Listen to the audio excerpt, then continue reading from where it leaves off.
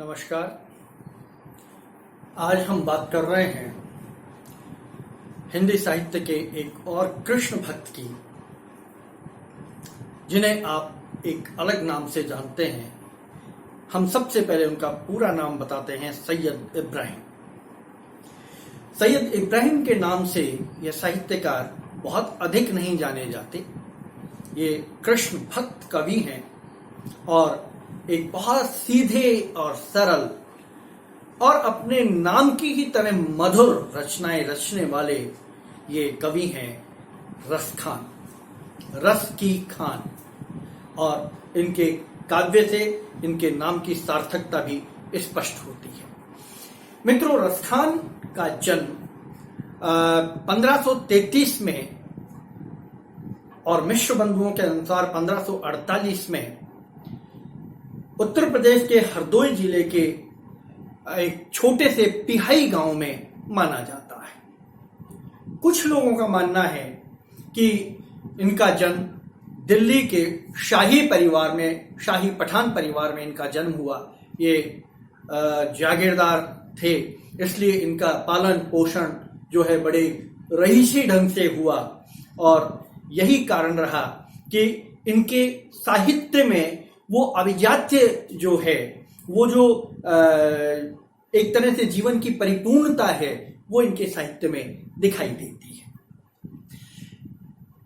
इन्होंने युवावस्था में एक वणिक पुत्री से प्रेम किया था, लेकिन वह वणिक पुत्री निरंतर इनकी अवहेलना करती थी और उस अवहेलना से पीड़ित होकर इनका भाव, जो मन था, जो हृदय था, इनका जो भाव था, वो भक्ति की ओर प्रवाहित हो गया।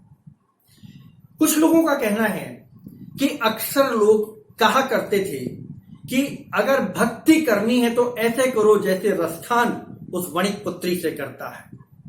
रसखान को ये बात अच्छी नहीं लगती थी और वो उस वणिक पुत्री के प्रेम से विमुख हो वास्तव में भक्ति में लीन हो गए। एक और अंतरकथा इसमें आती है कि एक बार अपने उस्ताद के साथ ये मक्का मदीना की यात्रा पर जा रहे थे। रास्ते में मथुरा वृंदावन पड़ा। वहां इनको भगवान कृष्ण के, यमुना के तट पर राधा के साथ भगवान कृष्ण के इनको दर्शन हुए और ये विरक्त हो गए, वहीं रह गए, वहीं घूमते फिरते रहे और वहीं अंतोगत्वा ये पहुंच गए गोवर्धन। और गोवर्धन को इन्होंने अपनी साधना स्थली बनाया और वहां इन्होंने तपस्या की। तपस्या का मतलब इन्होंने साहित्य साधना की। कृष्ण के प्रति जो इनका प्रेम का भाव था वो अनन्य भाव था और यही कारण रहा कि इन्होंने 1663 और 1664 के बीच में जब ये मथुरा पहुंचे, तब गोवर्धन में अपने जीवन की नई शुरुआत के साथ इन्होंने गोसाई विट्ठल दास की शिष्यता धारण कर ली। गोसाई विट्ठल दास से इन्होंने जो है दीक्षा ले ली और दीक्षा ग्रहण करने के बाद जैसी उनके संप्रदाय की परंपरा थी, वैसी उसी मत में इन्होंने अपनी भक्ति साधना प्रारंभ की। रसखान के काव्य में कृष्ण सर्वोपरि है और कृष्ण के लिए रसखान सब कुछ न्योछावर करने को तत्पर है। इसीलिए कहते हैं कि जो रसखान थे वो बार बार कहते हैं कि मानुष हो तो वही रसखान, बसों ब्रज गोकुल गांव के द्वारा। कृष्ण के प्रति समर्पित, कृष्ण की हर वस्तु के प्रति समर्पित, कृष्ण से संबंधित हर तत्व के प्रति समर्पित जो रसखान थे, उनके साहित्य में यह समर्पण भाव दिखाई देता है। रसखान वो मूल रूप से भक्त कवि थे, किंतु ये रीति काल तक आए और रीति मुक्त काव्य परंपरा में भी इन्होंने रचनाएं रची और श्रृंगार में भी इन्होंने रचनाएं रची। इसलिए रीति मुक्त काव्य परंपरा का भी कवि इनको माना जाता है। साथ में इनके काव्य में सूफी संत परंपरा के भाव भी देखने को मिलते हैं, क्योंकि उन्होंने प्रेम भक्ति को सूफियाना अंदाज में प्रस्तुत किया है। इसलिए इनके जो काव्य में तीनों धाराएं, तीन भाव एक साथ बहते हैं। एक तरफ ये भक्ति भाव में काव्य रचना करते हैं, श्रृंगार में काव्य रचना करते हैं और सूफी भाव की काव्य रचना ये करते हैं। ये इनकी काव्य की, कृष्ण भक्ति की विशेषता रही है। अरबी फारसी के ज्ञाता होने के बावजूद भी ब्रजभाषा में काव्य रचना करना और ब्रजभाषा की भी वो सरल पद्धति को अपनाना जो सामान्य व्यक्ति के हृदय की गहराई तक उतरती है, यह रसखान की अपनी एक अलग विशेषता थी। आप रसखान के काव्य को पढ़िए तो आपको सहज ही लगेगा कि रसखान ने कहीं कोई प्रयास किया ही नहीं है अपनी विद्वता और अपने आचार्यत्व, अपने कवित्व को प्रस्तुत करने के लिए। उन्होंने तो जो मन में आया वो लिखा और वो उनका काव्य की शैली बन गई, वो उनके काव्य की विशेषता बन गई। तो ये रसखान की जो निरंतर चलती आ रही जो परंपराएं हैं, काव्य परंपरा है, इस काव्य परंपरा में रसखान ने मूल रूप से दो अपनी रचनाएं रची हैं और दो ही रचनाएं प्रामाणिक रूप से प्राप्त हुई हैं। एक है सुजान रसखान और दूसरी रचना है प्रेम वाटिका। कुछ आलोचक दो और रचनाओं का उल्लेख करते हैं, एक है बाल लीला और एक है अष्टयाम, लेकिन इनकी प्रामाणिकता जो है वो संदिग्ध है, इनकी प्रामाणिकता पर प्रश्न चिन्ह लगे हुए हैं।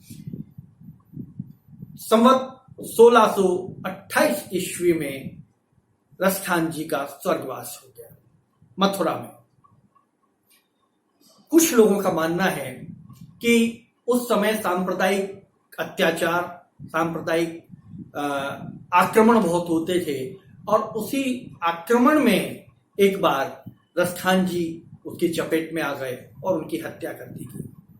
कुछ लोगों का मानना है कि मुगल बादशाह जो उस समय थे, उन्होंने रसखान की मृत्यु का फतवा जारी किया था और कि जो रसखान की मृत्यु को मौत देगा उसे बड़ी इनाम मिलेगी।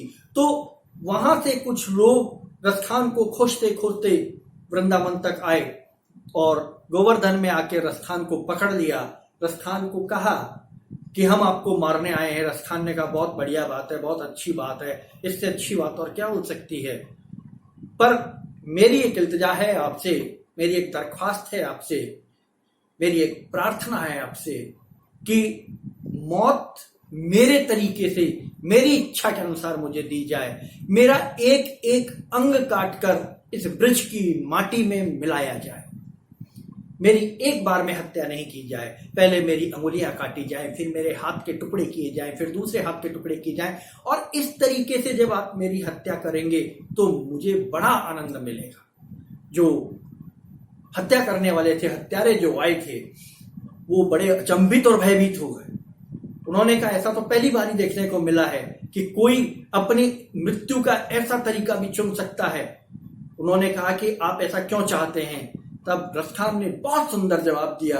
उन्होंने कहा कि मैं कतरा कतरा होके ब्रज की भूमि की मिट्टी में मिल जाना चाहता हूं, मैं इस मिट्टी के साथ एकाकार हो जाना चाहता हूं, मेरे रक्त का कतरा कतरा इस भूमि में मिल जाना चाहता है। मैं कृष्ण का हूं और मैं कृष्णमय हो जाना चाहता हूं।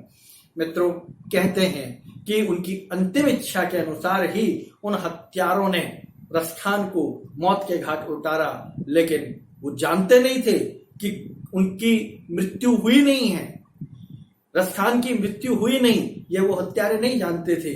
रसखान तो अब तो अपने कृष्ण की गोद में चले गए थे, अपने कृष्ण के साथ बैठे थे, कृष्ण के साथ एकाकार हो गए थे, अपने आराध्य अपने परमात्मा के साथ एकाकार हो गए थे। तो ऐसे थे हिंदी के प्रमुख कृष्ण भक्त कवि रसखान, जिनको बहुत आदर और सम्मान के साथ हिंदी जगत याद करता है, हिंदी साहित्य जगत याद करता है।